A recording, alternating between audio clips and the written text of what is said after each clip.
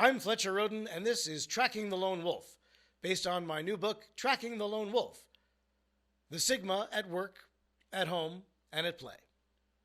Today on Tracking the Lone Wolf, a growth versus a fixed mindset. Tracking the Lone Wolf is a new twice-monthly show with lots of invaluable information for just about everyone. So I suggest you like this video and subscribe to the channel. The book is available in paperback and for Kindle and in audiobook format from Audible and other platforms. I'm a public speaker, and there's more information about that at the website trackingthelonewolf.com. Well, there are two different mindsets, basically, a growth mindset or a fixed mindset. The fixed mindset is favored by alphas and deltas. We've already looked at them. This is the idea that the world is the way it is. There's just no changing it. It's a fatalistic viewpoint. One might say that I'm the head of the family and that's it. A loser is a loser and that's it. Why even bother to try, because nothing I do will ever succeed? This is the kind of mindset which is called a fixed mindset. It results often in procrastination and a downward spiral, which only supports its thesis. The growth mindset holds, however, that instead of things being fixed, they are fluid, and that failure is a part of the process of success, and that it is a non-fatalistic approach. Now, it might seem on the face of it that one is clearly superior to the other, but this is not always the case. Consider, if you will, the question of religion and science. Different things, neither meant to replace the other. But science is a naturally fluid state. It's a fluid practice, a pursuit, if you will. Every few generations, new information comes along to replace the information from the previous generations. It's meant to be fluid. Without fluidity, science would cease to be of any value. It is a growth mindset. Religion, however, without casting judgment upon it, is a fixed mindset. And the reason for this is that it's not meant to change every few generations. These are traditional things which are meant to be the same. In the case of science, one generation may reclassify a planet as being a planet or not, but no generation is going to add extra commandments or decide that instead of Jesus, it was Peter. There are some things which are meant to be fluid and some things which are meant to be stable. And the fixed mindset is often drawn to those things which are meant to be stable. The growth mindset often drawn to those things which are meant to be fluid. If we look at the personality types we've already seen, the alpha mindset is more prone to be a fixed mindset, because the alpha is drawn toward stability and maintaining the status quo, managing the status quo. Why? Because that preserves their position as alpha. So for them, a fixed mindset, I'm the alpha and that's the way it's going to stay, is the beneficial mindset. For those who are sigmas, who can adapt and change and grow depending on what the situation requires, a leader when required, not a leader when not required. For them, there is no stasis. There is growth. There is change. That's necessary.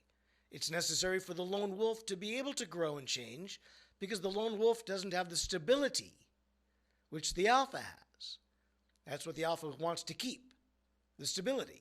Keeps it through stasis. The lone wolf does not have the stability, has to evolve, has to change with the climate, lacks the cultural stability, has to have the flexibility of climate change. Otherwise, the lone wolf is vulnerable. So the lone wolf and the alpha well represent the fixed mindset and the growth mindset. Likewise, 1950s existentialist philosopher Michel Foucault tells us there are two ways to approach society. One is a system approach, and one is a process approach. So the system approach tells us that systems are the best way to run a society. And we see that a lot in today's culture. The penal system, the educational system, the governmental system. Even the government is broken up in this country, in the United States of America, into three presumably equal branches of judicial, legislative, executive. These are systems. The systems override the individual. It doesn't matter who's president or who holds any office, because it is the office which counts, and the individual serves the system, and the system serves the state. Contrarily, there is the process approach, by which individuals create their own systems, and the individual is dominant over the system serves the individual serves the state. Everyone serves the state. The only question is it individual into the system, into the state, or is it system into the individual, into the state? The question is which dominates, the individual or the system? Makes sense, right? So if we do this correlation, we see that a fixed mindset favors system thinking. This is the system. This is the way it is. Don't question it. So your alpha males are likely to favor system thinking, whereas your sigmas are likely to favor process thinking. Question everything. Create your own system.